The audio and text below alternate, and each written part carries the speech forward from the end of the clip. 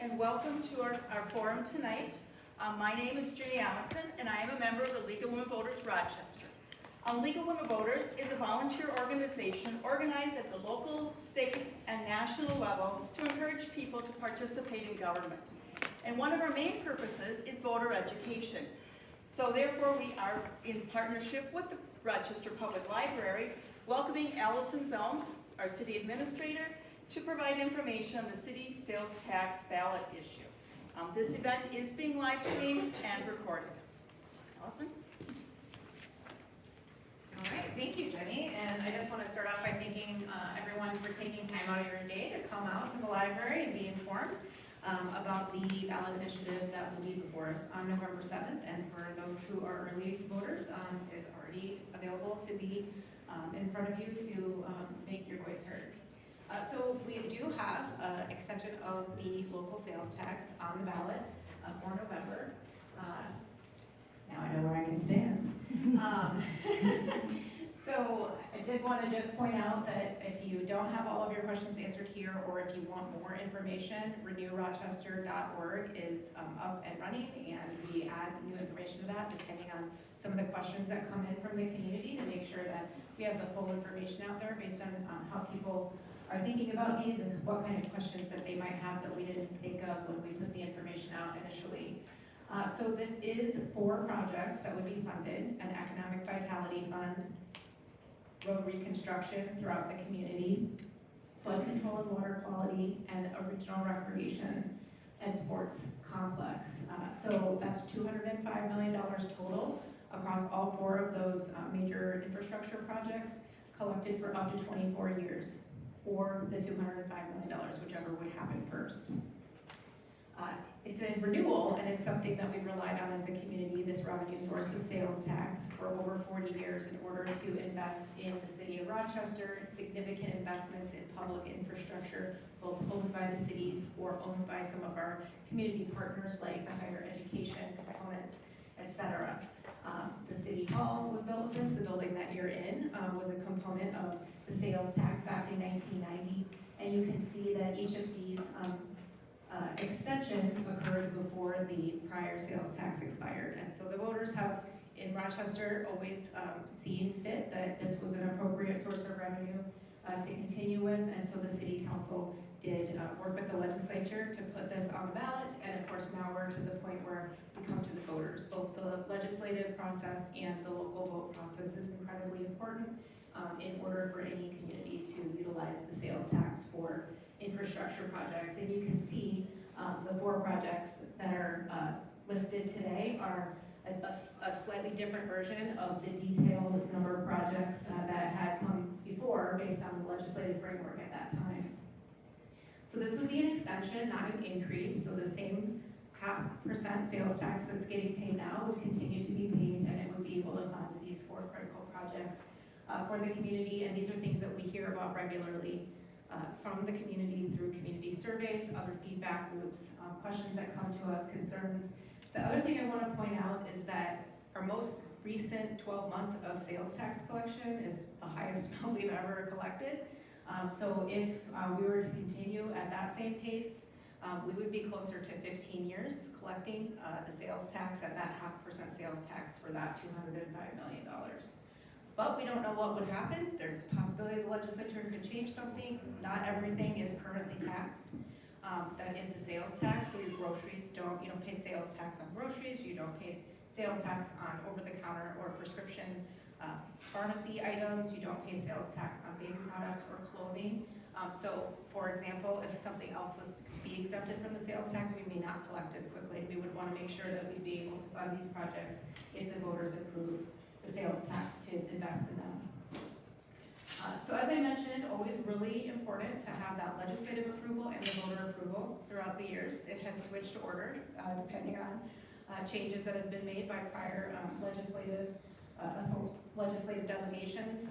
We have been working with the legislature for the last 2 sessions, and they did approve putting it on the ballot.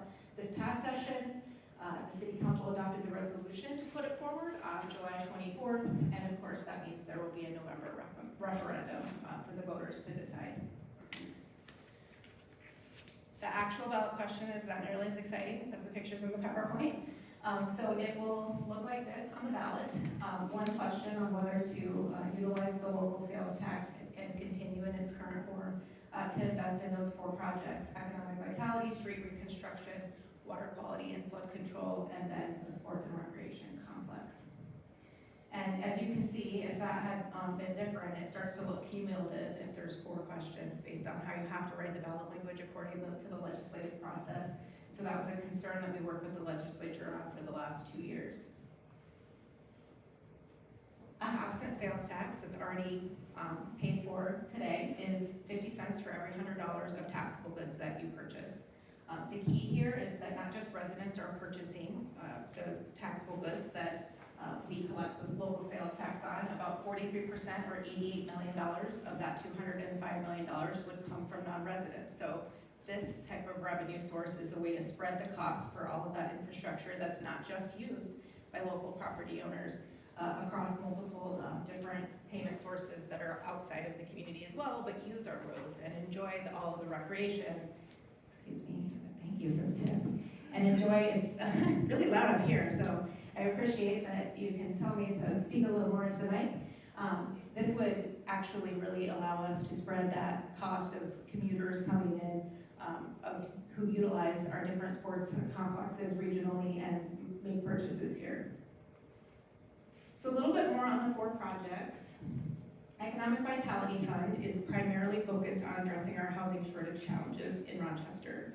So this would help to achieve a lot more action to fill that gap that we've seen in the Maxfield study, the comprehensive housing study, that says that we're low on every kind of housing in Rochester. So to be able to meet our economic future and have places for the employees to live who we're going to be relying on as continued investment happens in the community, we need to be able to get ahead of the curve on that. And a lot of our current revenue sources have a lot of restrictions that make challenges for us. This would be a much more flexible local option for utilization to really address that middle and low income, make sure that we're making progress on our housing stock, make sure that we're also investing in the existing housing that is more affordable so we can preserve that for folks who want to remain here throughout their life.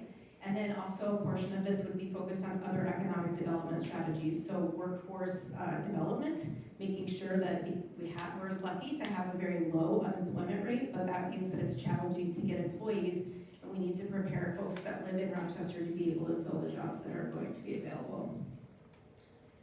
Street reconstruction is a little bit self-explanatory. As you are probably aware, we have quite a number of streets that look, unfortunately, like some of the pictures to the top and to the bottom right. And so each year, we are trying to continue to keep up with the many, many miles of roads that we have in Rochester. 100 miles of those roads are 50 years or older, which is starting to get to the end of the useful life of those roads. And they have a poor or fair condition index. So we're behind in our ability to fund those roads throughout the community. We also have a significant amount of commuter traffic, and so that's contributing to the amount of use and deterioration of the road system in Rochester.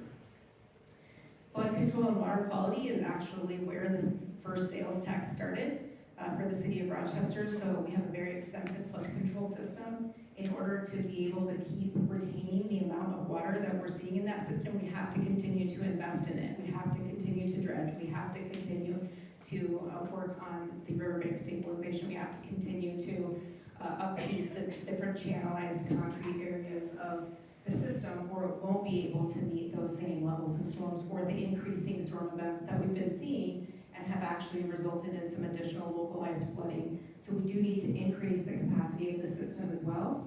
Another thing that people don't always think about is that a significant portion of our greenway trail system relies upon this system.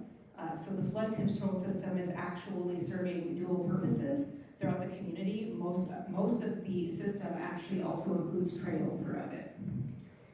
And then we've had about 4 rain events in the last 15 years that actually, without the system at its current capacity, we would have had flooding. So it's protected about $1.5 billion of infrastructure, which is a conservative number, looking at the last 15 years with some of the recent investment we've seen in the community. but it is protecting a significant part of the community. A large part of this community flooded very badly in 1978. And then regional sports and recreation complex. This is something that we hear about from the community a lot in a lot of our community surveys, is there's just not capacity at the times that they need to get into different programs. So we worked with the community for since February of this year, did a lot of community engagement, and determined based on that feedback that we needed to up the amount of indoor space that we were considering. When we started working with the legislature, we thought there might be more exterior features than interior. And so what we worked with the community with is a program that I'll show you here in a minute that really focuses on more multiple flexible indoor space for different types of uses, not just one use. And then having the supportive uses like the flexible space indoors for child's play. So not just children playing soccer, children playing volleyball, but actual play system. Having community flexible spaces there where other types of meetings can occur, and also having the outdoor also be multi-purpose and turf so that we can utilize that for longer periods of the year. So what that looks like, and this is not what a building would look like, this is conceptual design of a program, and amount of space is the scale of the size of the investment.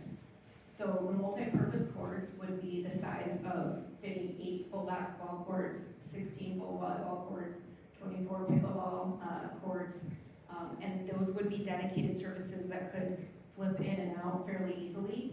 And then any other number of things could be there. So dance, karate, yoga, a lot of different types of things would lend itself to the multi-purpose space. Another raised running track above the gymnasium was something that we heard about a lot, being able to use that all year round. Looking at some flex turf on the exterior, again, exterior children's play area, interior children's play area.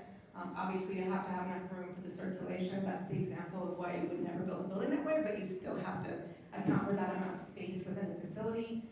Team workout space, so that could be a partnership with a medical partner of some sort where they could be doing some sort of physical training or sports training for people. And then also thinking about the future, so thinking about the size of space that would allow for future expansion as we continue to grow as a community. And then the exterior components, looking at those 12 multi-purpose fields, so having that be turf means that you can use those much more regularly. Right now, the fields that we have that are outdoors are all grass fields, and we have to rest those in between play, and also when it rains, it's very challenging. We also can't get into them for as many months of the year, so with turf, you can get out pretty much after it stops being frozen, and you can move the snow off and keep those open through November. Also having some outdoor pickleball, as well as some basketball concessions, and again, an exterior playground. We would need to have enough parking and circulation on the exterior, and also one build in a way where there could be future expansion. So the sense here is we would need about 75 to 90 acres. We don't have a plot of land yet. We don't have an option on a piece of land because we don't have a funding source to be able to make that purchase, nor are we secure in understanding whether or not there will be a source of funding to construct if the sales tax were not to pass. But we do have site selection criteria, so obviously we need to have the right size of property. We need to make sure that there was that expansion potential, try to have it be supportive within the existing conditions of the site to lower the cost.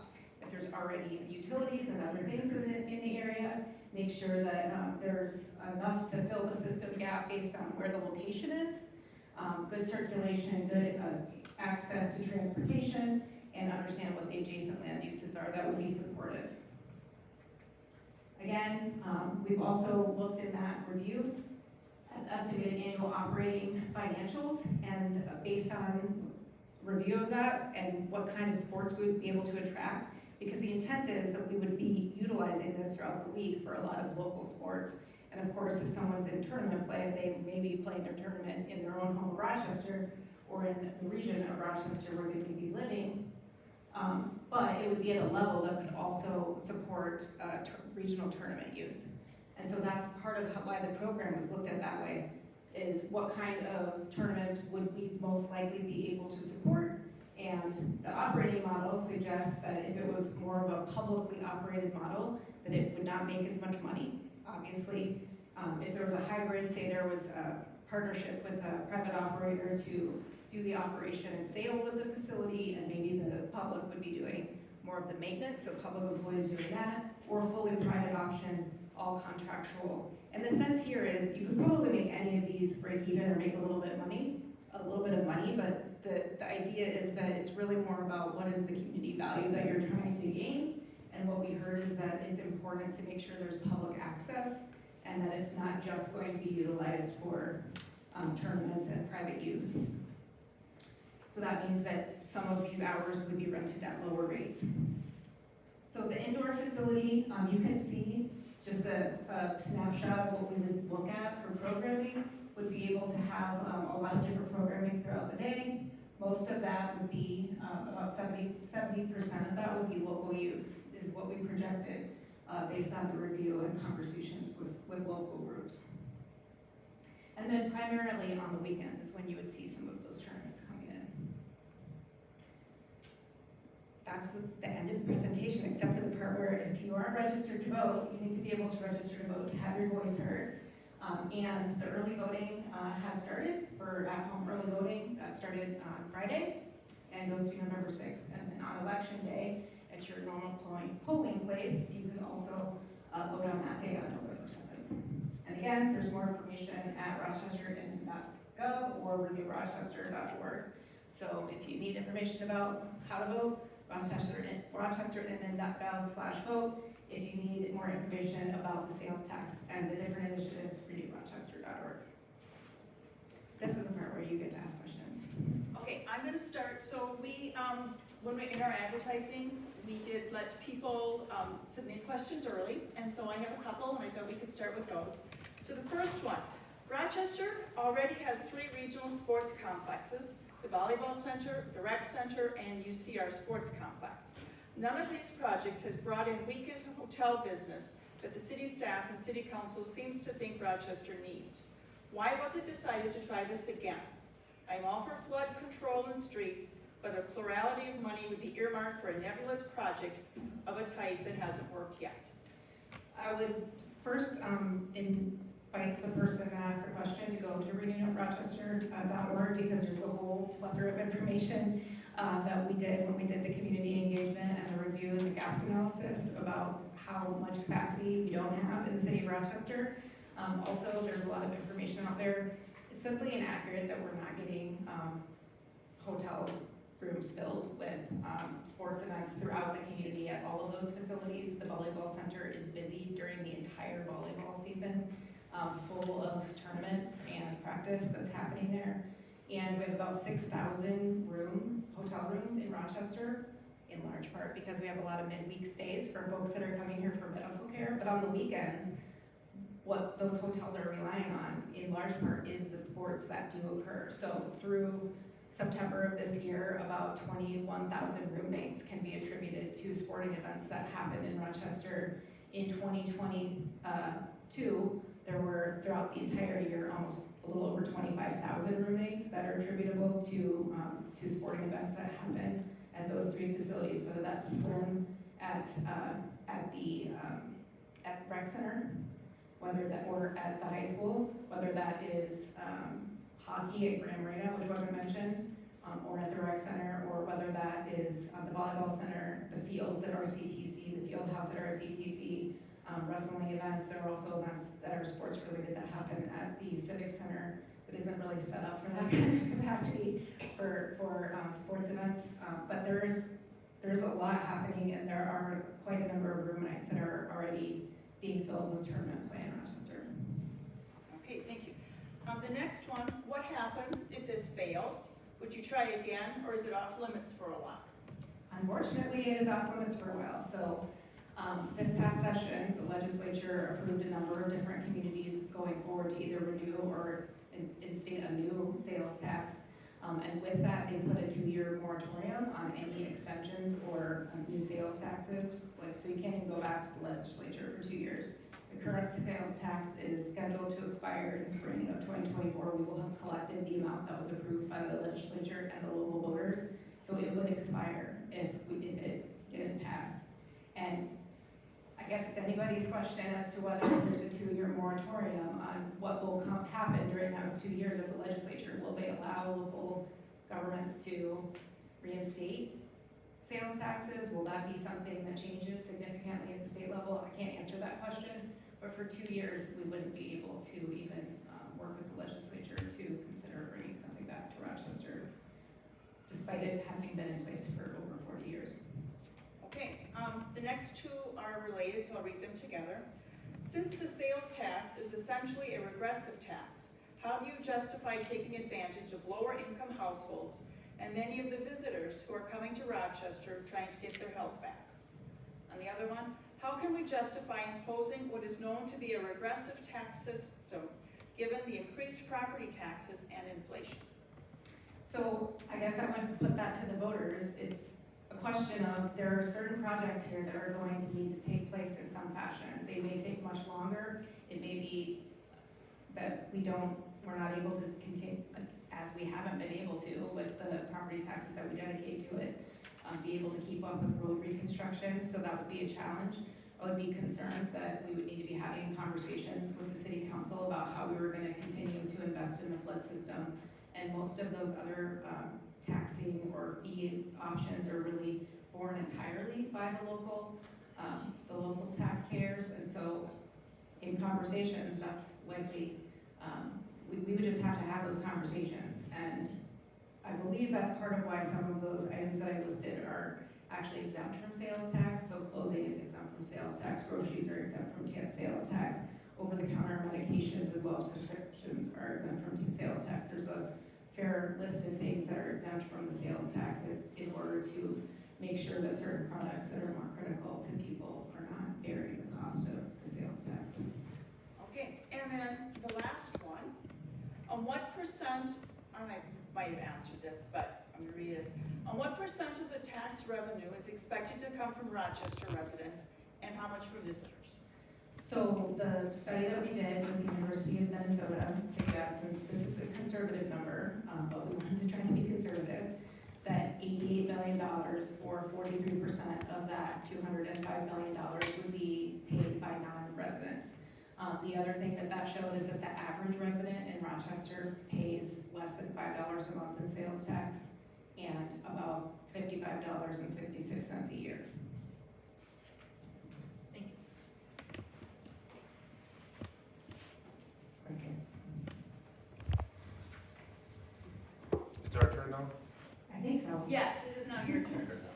Can you go back to the first slide, the one that talked about the housing? And Maybe.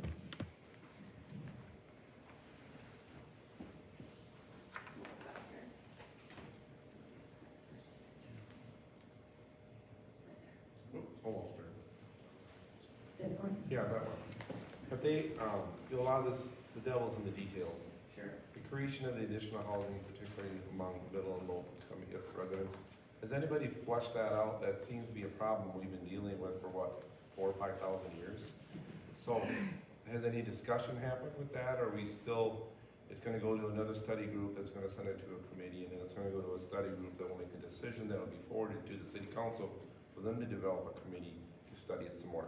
We've actually done a lot of work on this, and I don't know if the questions get picked up online, but there's a question about how much detail we've looked into about housing investments for the Economic Vitality Fund dollars, and how long that will take, and how we can feel confident that that would make a difference in the, I'm paraphrasing, the Right. housing stock problem that's been around for a long time in Rochester. And I'm going to invite Cindy Steinhauser up so you don't have to keep hearing me drone on, to talk about all of the detail work that we've been doing in order to prepare for if this passes.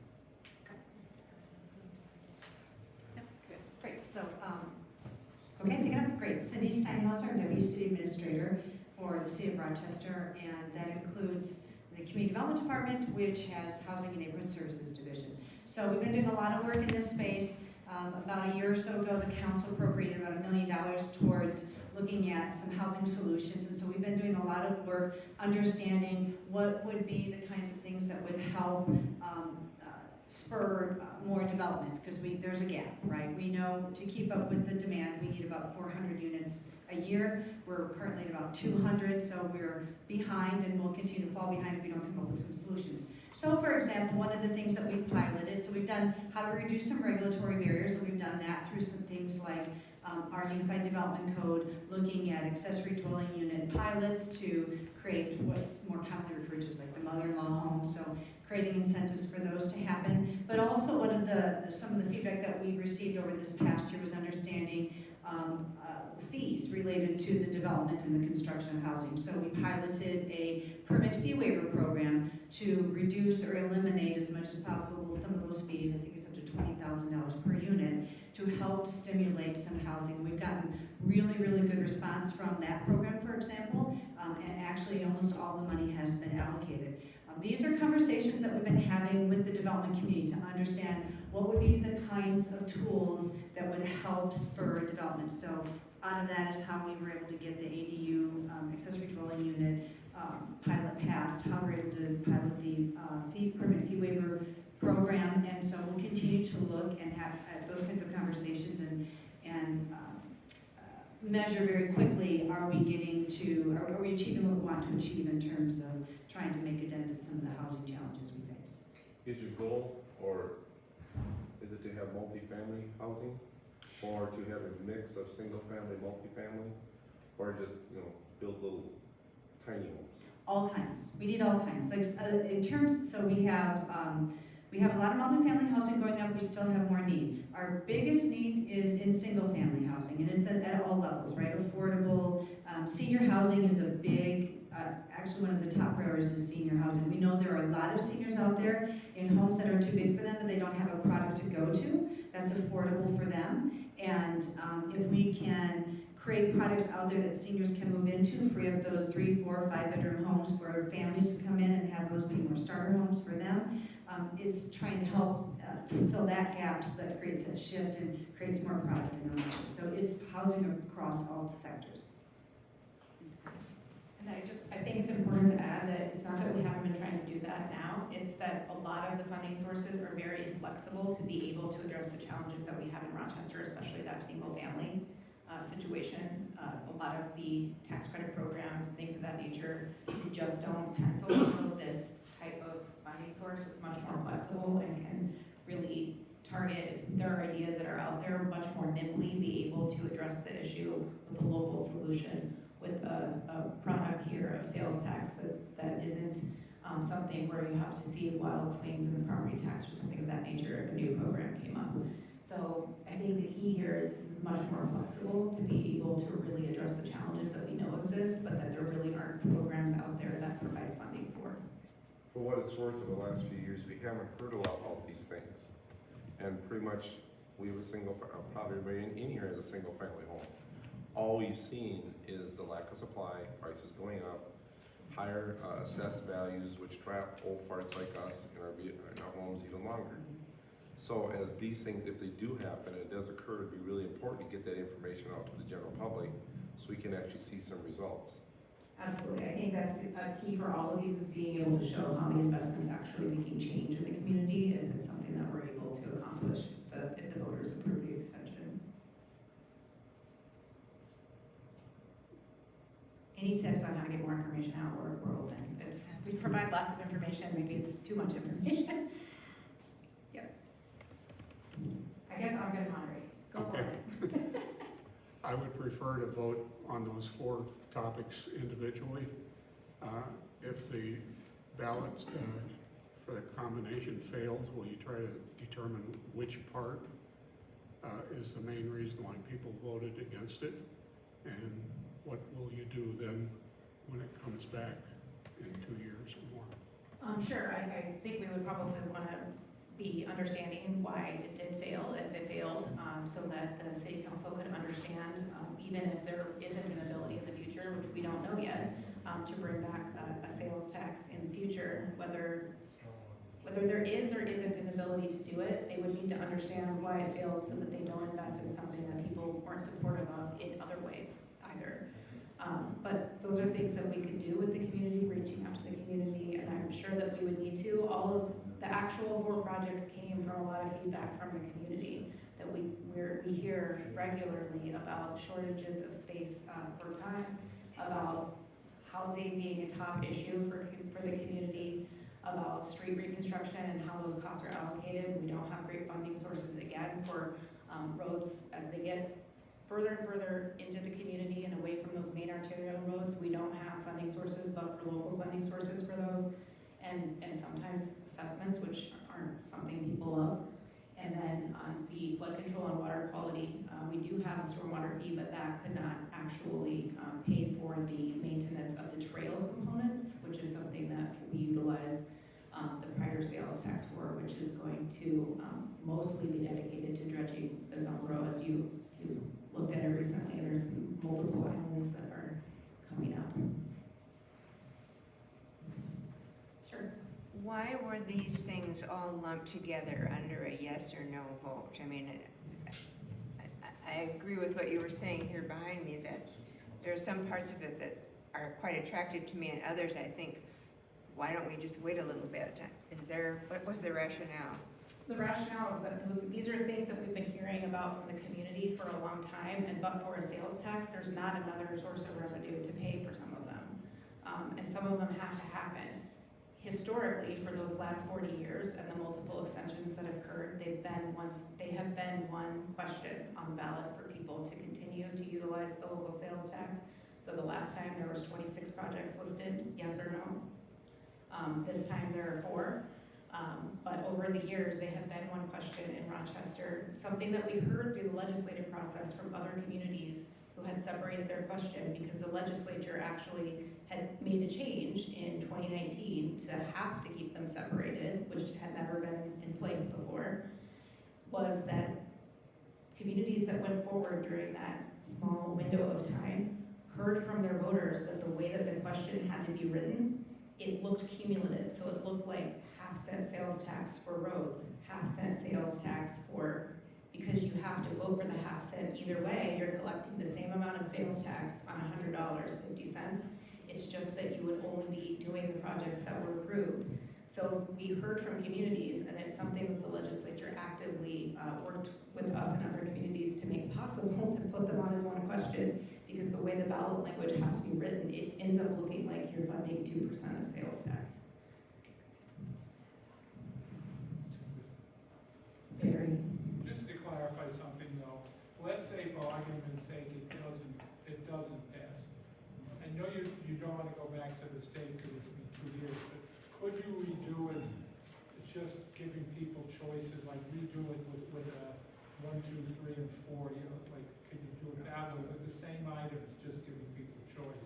So the question was about whether or not we could just redo the sales tax without going back to the state and do it with all 4 4 items, questions. just giving people choice rather than having them do all or nothing. So again, the challenge there is that the existing sales tax, we will meet the collection threshold in spring of 2024. There will not be an election between November 7th of 2023 and when we are at the end point of the existing sales tax to be able to do something like that.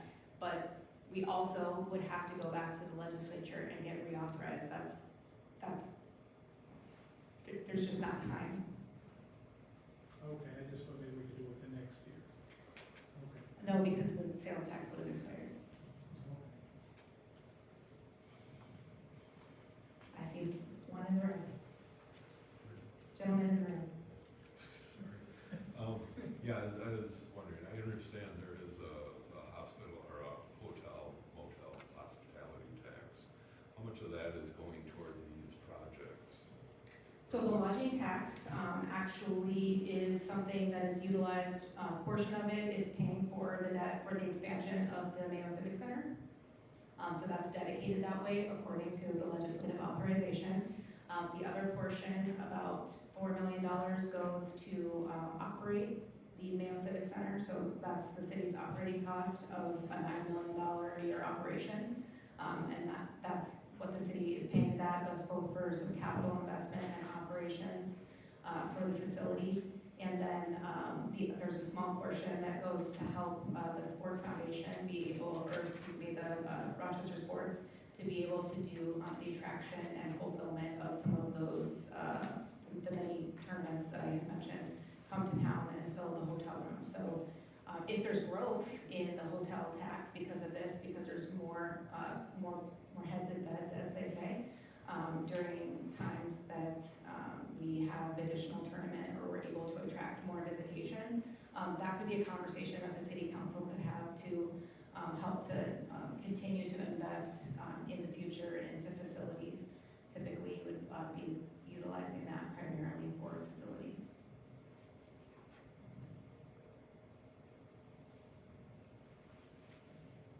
But right now, the total amount of lodging tax is dedicated within the budget to those things.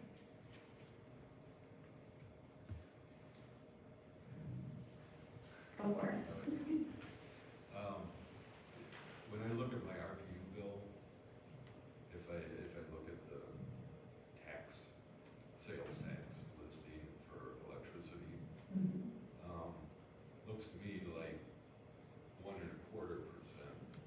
is going to the county and the city. Am I wrong about that, or is? I would have to look at my bill, but there is so this sales tax is not the only sales tax that people pay. So there's a sales tax that goes to the state of Minnesota. There is, I don't know the percentage that goes to Olmsted County. They utilize that for roads. They're able to do that without a public vote, according to the state legislature.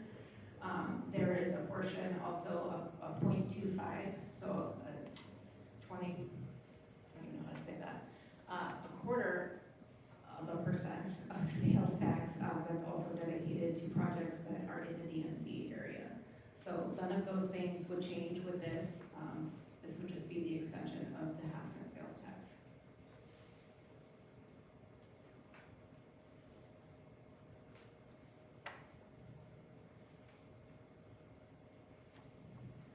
I see a question. My background's medical, so bear with me. But when people come to Rochester and, somebody's going through and they're having all kinds of tests and the family or the spouse or a friend is with them, it seems like a lot of these, the regional sports complex, if there was a way to make that available so kids could go over and learn how to play pickleball or shoot baskets, I would really consider, because if the Destination Medical Center gets going, that would be a big plus. And obviously it's gonna cost money to get them there, but please just think about being open-minded on how you use that facility. Because you could add a lot of things that would help a lot of people to just come through here. Yep, and so that was one of the keys where it's a question of values for how you operate, right? And we did hear in the community engagement that we did that it's very, very important to the community that we have times within its availability where it's not just for someone to come to play organized basketball or organized volleyball, but to actually be able to have a large enough space in a program and a rental concept or a use concept that allows for that public access in a way that fills some of the gaps that we do have. I think something that's unique to this, that we do have facilities in Rochester and they are being provided through wonderful partnerships with other government partners that we have. So RCTC actually owns the field house that was built with the sales tax in a prior extension. So they are like a priority user of that for certain times, which means automatically the availability starts to drop for that facility to be able to get other folks in there during the times where they're the primary user. We have a great relationship with the school district for the volleyball center, but it's dedicated to school uses when school's in session for lots of reasons that are really important. And it's full, and there's PE there, and there's those different types of things. So having this be a facility that's dedicated with that multi-use and those flexible spaces beyond just the large multi-use space does provide a lot of opportunity to do things differently than what the existing facilities provide. It also provides potentially the ability for existing facilities to get used differently that are in different parts of town. So that was something that came up when we were working through that process with community and with the partners that helped us pull together the feasibility study. Can I ask one last thing too? One thing that, I'm a golfer, I admit that freely, but one Education. silence.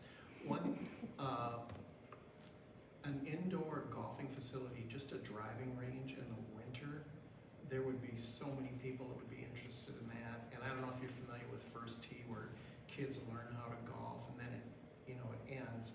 But it's just one other thing you could think about using to say, oh yeah, and we do golf and we do this. Thank you. Yeah, and again, we're like at 5 to 10% design, so if this were to pass, we would be going back out and working with the community to get to more of a final design. And depending on we would be kind of in heavy mode of like, where is the exact location that's going to make sure that we can put as much of the dollars towards actually building out the facility.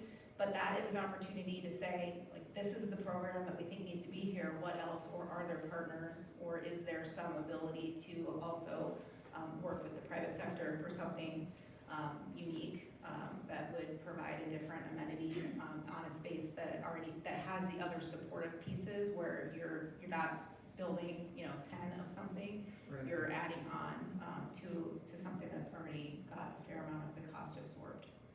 The options are really exciting, so that's all. Question, My background is communications, so this rattles around in my mind, but you mentioned that there are now in place some free times in different facilities that maybe the public could have access to that. In the plan, in the overall plan, is there a line item that says, how do we communicate to the community, to Mayo patients, to people from out of town that come here? Are we planning for that? Are we planning the material that might have to go out? Or are we working actively, or will we be working actively with other groups in the city to make sure that everybody knows about this? Because some of these things, partly is because I'm just a little old lady and I'm not playing volleyball anymore, but some of these things I think we need to really make a priority that will highlight in various communications vehicles, hey, this is available, or this is available. That will be critical as we move through the like 60% and then 100% design phase, is to be working directly with some of those groups, because we want to make sure that the final design is something that is usable for the things that we know we have committed use for, and then the design of how we operate the facility also would need to take into account what are the times of day where that's the most important, where you're going to be able to get that specific demographic that really has the need in order to be able to have that happen. And those are things that the city council talked about as we came back to them with different iterations of the community feedback that we got for the gaps analysis, is making sure that if it's able to move forward, that we're really working closely with them to see how it can operate in a way where, like, the tournament component can offset some of the cost for some of those things, or maybe there's other uses that could offset some of the cost. There are a number of communities where they're able to operate in a fashion where the actual, the higher rental use, because for those more organized sports, is able to offset costs during times of day where it's either low or no cost to the community to be able to come in. So there could also be other partners that would want to program some of the time in some of that space to be able to have different types of programming that I can't even think of right now. Ballroom dancing, who knows, right? The sky is the limit to a degree. It's about having the type of facility that can be flexible to be able to use that. And thinking about our other facilities and what might be the best place, because if location matters and the location of a new facility isn't ideal, but there's capacity now in a space that's filled to the brim, perhaps that's the space where we would be working with partners to understand if that's the one that maybe has some of that time available. And the city council actually invested in sort of, I guess I would say, a little bit of a pilot of this with the school district for the winter or this school year to be able to get access to 4 gyms on the weekend. And again, communication is going to be critical about that, because people aren't used to being able to do that on a consistent basis. And part of that's also that there's a lot of activity that happens at the school district all the time, especially in the school year. They have all of their programs that they're doing with kids that go to schools in the school district. It's a very good point.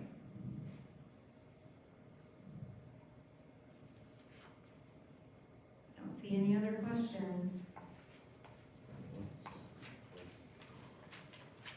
Does that mean we're done? We are done. I just need to have a quick wrap up, just a couple of points. So thank you, Allison, and to come and present the information, and thank you all for attending tonight. As I said, this is being recorded, so if you're interested in seeing this again, if you know some people that you would like to tell them so that they can watch it, you can view this on the library YouTube channel. It's also available on their League of Women Voters Rochester Facebook page or our website, which is lwvrochester.org.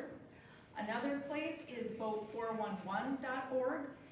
That is a website that has information.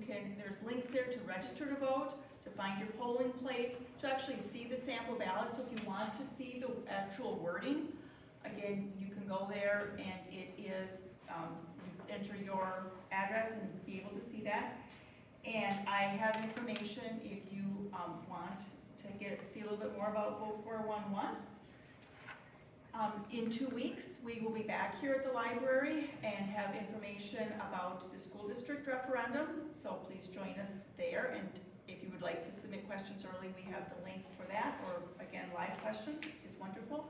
Please do remember to vote on November 7th. And thank you for coming. Thanks for having me.